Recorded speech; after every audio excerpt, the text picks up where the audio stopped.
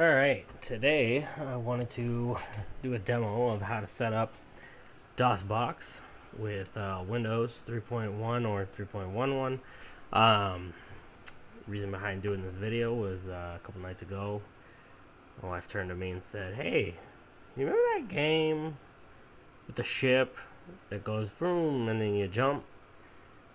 I had no idea what she was talking about, but she's wanted to play some old DOS game that she played when she was a kid. And that got me thinking about all the DOS games I used to want to play. I remember Lemmings, Aladdin, Timon and Pumbaa, Putt Putt, Fatty Bear, Duke Nukem, classics. So, I got to thinking, like, well, I also remember having a lot of fun playing around, setting up different versions of Windows and all that.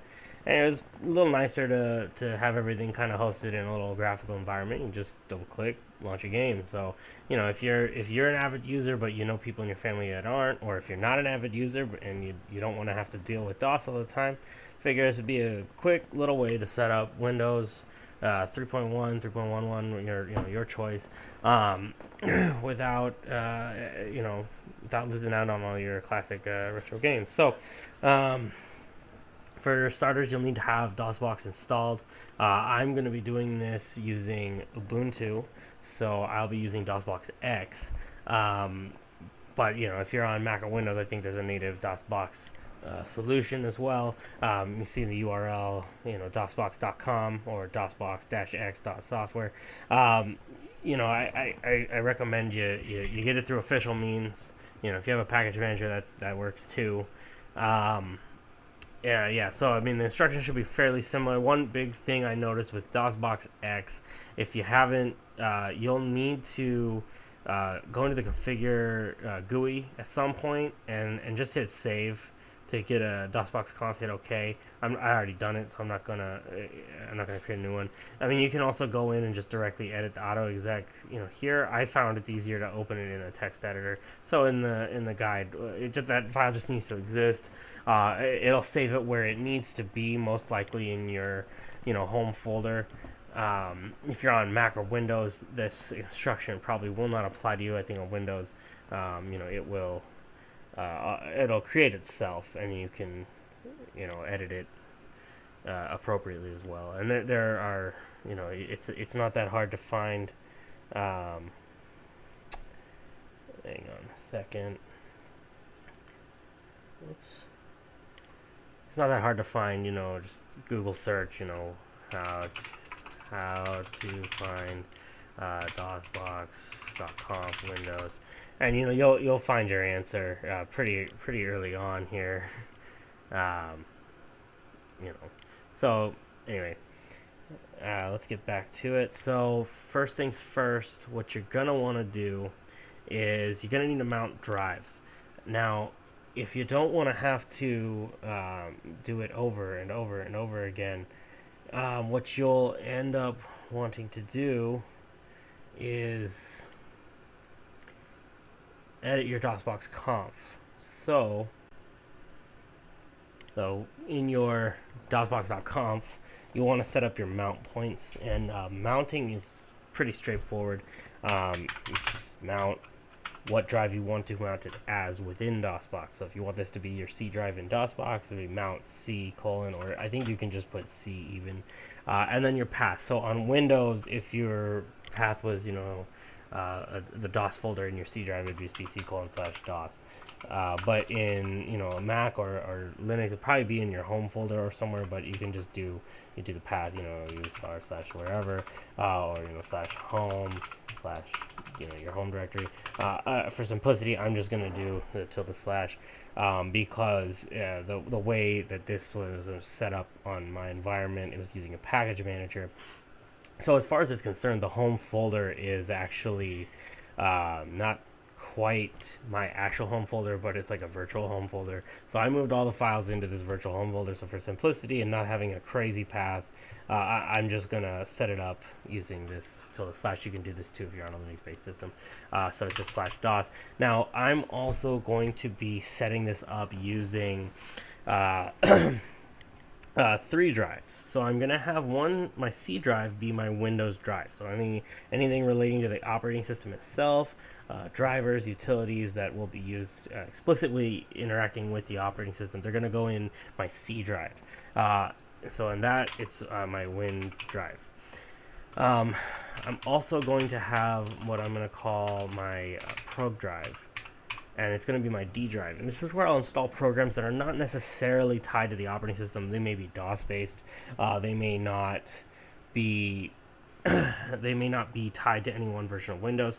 And the reason I do this is simply so that I don't have to keep reinstalling everything if I want to change my operating system. Let's say, Windows 3.11 is not working out, but there's a couple programs that I can only run in it. So I can have a Win drive, Win3 drive folder and a Win drive folder, for example. And I can just go in and edit this file and say, you know what, for this week I'm going to use Win3 drive. And it will mount instead, a different version of Windows. But I can still access all my different programs that are not explicitly tied to this installation of Windows, and then when I'm done, I can just point to a different directory. So my case, I'm doing this. You do not have to do this. You could simply just do mount c/DOS and just have everything in one folder, and just be done with it. And that's totally fine. For my intents and purposes, I'm not going to do that. You're free to do whatever you want. If you don't plan on playing around with different operating systems, I actually would recommend you just do mount C and then just a DOS folder, and just put everything, all the installers and everything in there, set up your Windows in there, and then just do all the installs to there, and it'll just see it as one drive. And then I'm going to have a third drive with all my installers. So I have my different Windows installers, I have my utilities installers, certain games installers. I'm going to have them all in here. So then what's going to happen is a little bit later, I'm going to come back to this file, and I'm going to add in, I'm going to have it do /auto exec.bat. And I can leave that in there now. It won't execute at the moment. You just get an error. We're just going to ignore that error. But basically what this is going to do is once we install Windows, it's going to just auto mount Windows, call auto exec within the drive, and then within the Windows drive, and then from there I'm going to have it just auto boot Windows. So you open DOSBox and boost straight into Windows. So that's the plan. All right, so I'm adding this in there just again so we don't have a bunch of garbage when I boot up. You again don't have to do that. Okay, so when I reboot DOSBox, I have this illegal command, /auto-exec.bat. And that's simply, again, because I don't have anything set up in terms of Windows, and therefore there's no, there's no auto-exec. So if I look in there, it's just an empty directory. So we're going to go to my installers. If you had everything in one folder, you wouldn't change drives. But yeah, so if you download an installer for Windows 3.1, Windows 3.0, you're going to go here, and I'll give links to where you can get these files. They're just going to reside in, let me pull it up. So for me, they're going to reside here on my actual, OS. So it's kind of an obscure location, but basically all my files related to the installer are located. You can directly access them in your host operating system. And so I'm going to start with installing Windows 3.0. You can see all the files are in here, and I call setup. Should launch Windows setup. Now we're going to just go into the Windows folder, go to default settings, and it just copies the setup files, and then once it's done, it's going to launch the actual setup program. And this shouldn't take too long. Windows 3.0 is not very large, so yeah, we're already in setup. So capture the mouse. If you're on Ubuntu, you'll have to issue a command to capture the mouse. If you're on Windows, I think if you just click in the window, you'll get it'll just capture the mouse for you. It might even give you a warning saying like, here's how you get out of it. I'm not sure. But on Ubuntu, you have to do like Control F10 in order to capture and release. So right now, see, I'm moving this mouse. If I release the mouse, now I'm moving my host mouse. So I'm going to capture in there so I can move my DOSBox mouse. And then it's just, it's a very straightforward setup. It's just going to copy. And I'm going to install 3.0 and then upgrade to 3.1 and then 3.11. And that's simply so that I get all of the software that you can use for that way I get everything that comes with 3.0 and it won't be deleted when I get to 3.1. For example, the game Reversey comes with Windows 3.0, but it is not in Windows 3.1 or 3.11. So this way I have Reversey and I'll have, I think it's Minesweeper that comes with 3.1. So it's populating the program manager. And just let it make the modifications for you. Oops, there we go. Now, if I reboot, you'll see now I don't get that error anymore, and it actually called autoexec.bat. Now, I'm not on the wrong drive, so I'll have to change to C. And yeah, so I can log into Windows by just typing win, and this is Windows 3.0. Now, but you'll notice there's no sound. The video drivers are kind of outdated. We're going to fix all that after we get to Windows 3.11. So let's exit and let's get to my installer folder.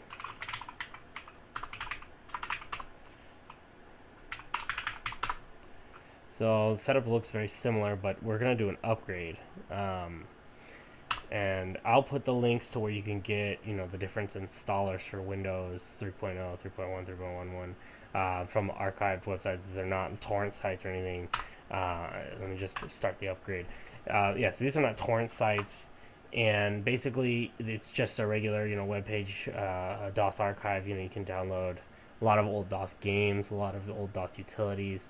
I think there's a 32-bit extension for Windows 3.1, and you can download that as well from there. And so that's where I got Windows 3.0, 3.1, 3.11. They have Windows 2.0 if you want to go really, if you want to upgrade from 1.0 to 2.0 to 3.0. If you're really stickler for, a pure upgrade install. I don't know if there's ever anyone who's been pro upgrade in the Windows community. A lot of people really prefer to keep it clean, just simply because there's so much garbage that usually gets carried along. So we're going to reboot again, and see, our auto exec is getting bigger. We go to our E drive,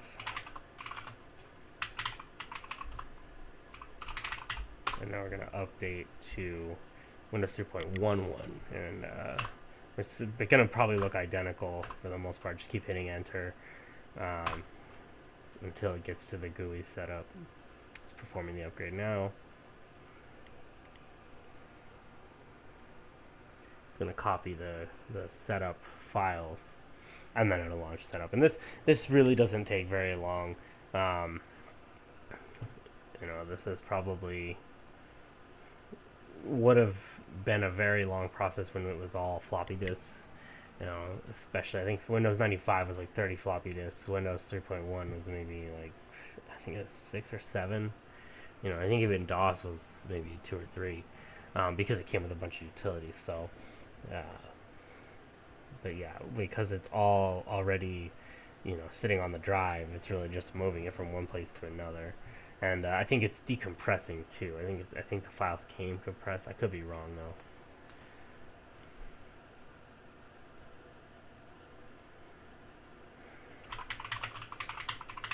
Type your name, hit enter. Pop out.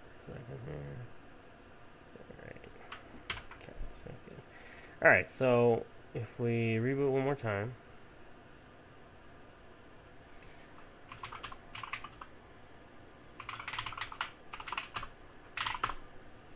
Alright, so now we're in Windows 3.11. But there's no sound, and the graphics are not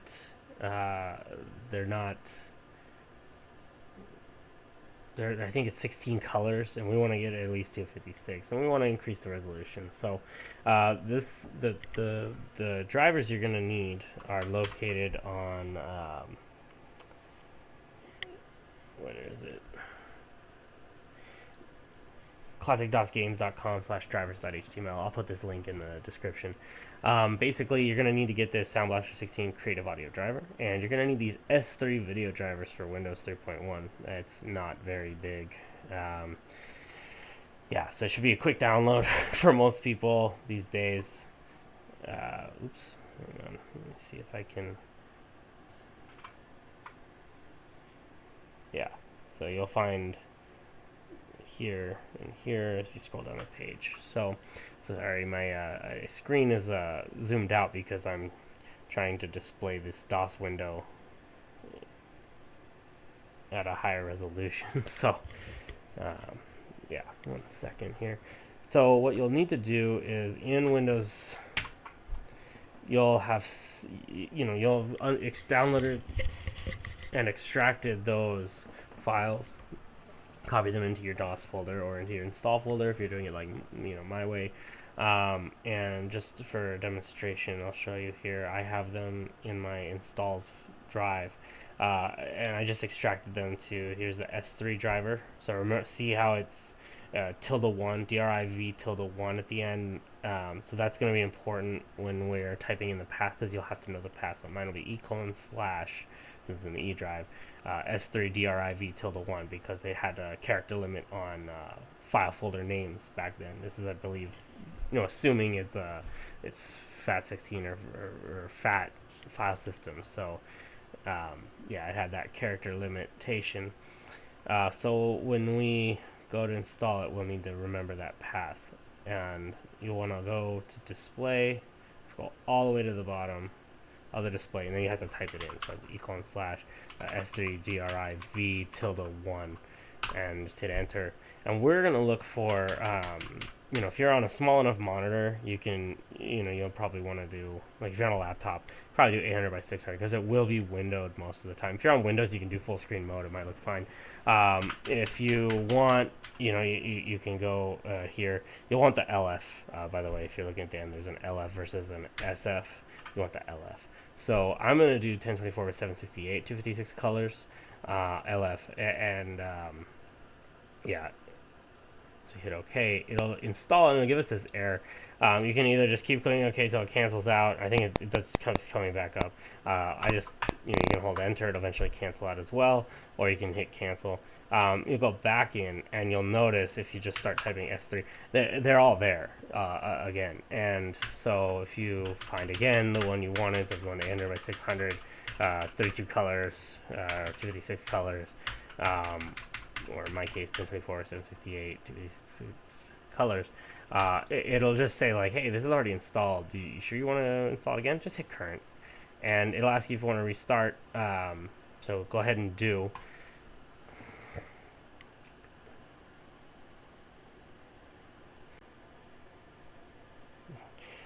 So you'll notice that the window is at a much higher resolution now, so the colors have changed and whatnot. So we're going to go ahead and exit out of Windows. And we're going to install sound drivers now. So if you remember, I had shown earlier, I also have SB16. SB16, you just hit tab, it'll complete. SB16 W3X. If we go look in here, there is install.exe. Just type install, and it'll load the installer. This installer does take a little time on some emulated machines. Some people say it's really fast, some people say it's really slow. My case, usually it's a little slower, so I'll probably cut out the middle of this, but I'll get you at least to the instructions. Just, hit enter. You're gonna want to install the other software. And then you'll want to do, if I'm not mistaken, just do a full install. And these defaults, if they're not present, set them to these values. So the audio card's path should be, your C drive C:/sp16. Your Windows 3.1 path should be, C:/Windows, unless you set a different directory because you knew what you were doing or because you were playing around. It'll be whatever you had set as your Windows directory. Most of you will be C:/Windows. Boot up drive again will usually be C:/. If you had set up everything as one drive, this would be your drive. It'll be your C drive. If you had done multiple drives, I really hope it's your C drive, because otherwise you're going to run into a lot of weird issues as you play around later, unless you're a power user and you love messing with such things. So if they're not set as this, set them as this. If they are, great. You can just hit enter over one of them, use the arrow keys to get to them, and then you can edit this as needed. I'm not going to do that because it's already correct. So when you're done, go up to proceed, hit enter. And then you will need to change something on the next screen, if I'm not mistaken. Yes, so the interrupt. So use the arrow keys to get down to interrupt setting, press enter, and push the down arrow to get to 7. Hit enter again, and then everything else should be fine. So it'll be on proceed, hit enter, and then it'll install. And this part takes a little bit, so I'm probably going to cut out the middle of this because there's no point just watching it do this for like 5 minutes.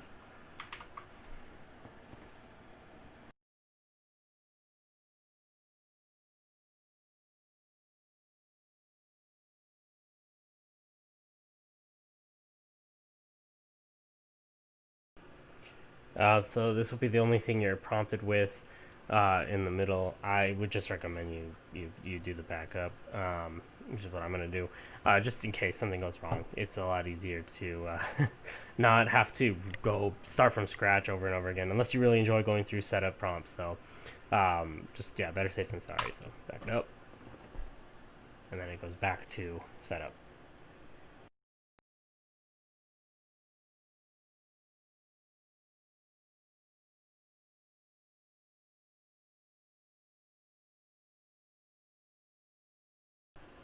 Alright, and when setup is all done, just you can either reboot or you can exit the DOS. I'm going to reboot because it did make changes to autoexec. So those are reboots. And for some of you on Windows, if I remember correctly, every time you try to reboot, if I'm not mistaken, DOSBox will just quit. And so that's where setting those configs in advance will really help. So you don't have to keep remounting everything, recalling autoexec. Or if you forget to call autoexec, the mouse may not work, or you might run into random problems. Sound may not work. So if you set them all in advance, then as you go, and if it does quit, you don't have to go back through all these steps over and over again. So the next step we're gonna do is we're going to set it up so that Windows auto launches on boot as well. You don't have to do that. I just like to do that. Now, also, if you'll notice, since we just installed the Sound Blaster drivers, our creative Sound Blaster, everything is here. So we now have sound support, as you just heard, and we have video drivers, so we have a higher resolution imagery. Let's clean this up a little bit. Last thing to do to get this installation, really complete, open Notepad, and then in Notepad, go to File, go to Open, go to your root C directory, and change the list files of type. Drop down to All Files, and you will find a lot of different autoexec. These are all backups because we've done upgrades and whatnot, and you don't have to do those upgrades. You can just go directly to Windows 3.1, 3.11, what have you. So you may not have as many autoexec files, but you will always have this file if you have Windows installed on a 9X or a 16-bit Windows setup. You'll have autoexec.bat in your root of your C drive. So open that file, and you'll see all these commands. The last line you'll want to add. You go in /Windows/Win, and then just go to File, Save, and then let's exit Notepad. And if we exit Windows, what we'll see when we reboot here, and on Windows itself, you may have to close and reopen. Oops. You may have to close and reopen DOSBox to do this, but on my version, there is a way to just reset the guest system, so that's what I'm going to do. And on reset, it should go straight into Windows. And there we go.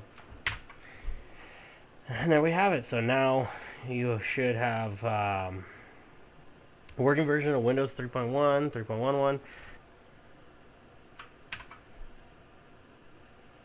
You can add a new program item.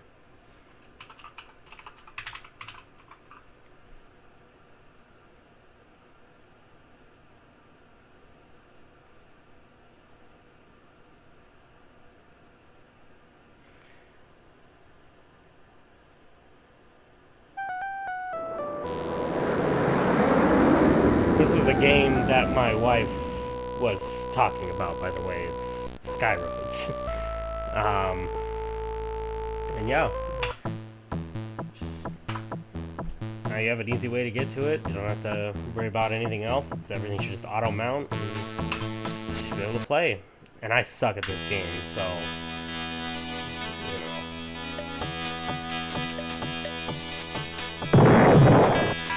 Point proven.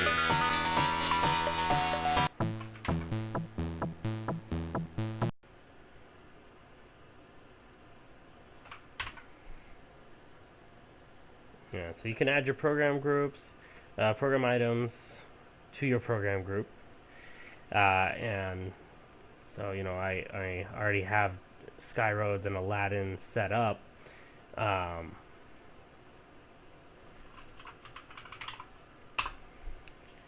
Because they, you know, I think they're DOS games, so you don't really have to install them into Windows. There is no, you know, icons for them or anything like that. Windows supporting games for Windows 3.1 or Windows 95 even. You'll find that Windows 95 games tend to work with Windows 3.1 if they're not, you know, relying heavily on 32-bit libraries.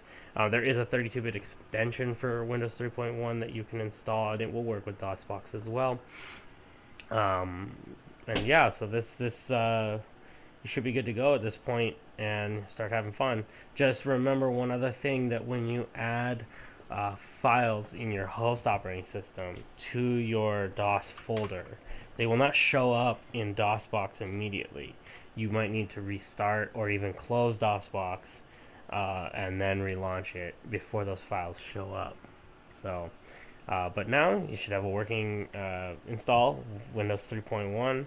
You know, that auto launches when you open DOSBox, access to your games. If you ever need to get to DOS, it's really easy. You just, in the program manager window itself, just go to File, Exit Windows, and you'll be taken back to a very familiar DOS prompt. So, yeah. Hit me in the comments if you have any questions, and yeah, look forward to hearing from you guys. Peace.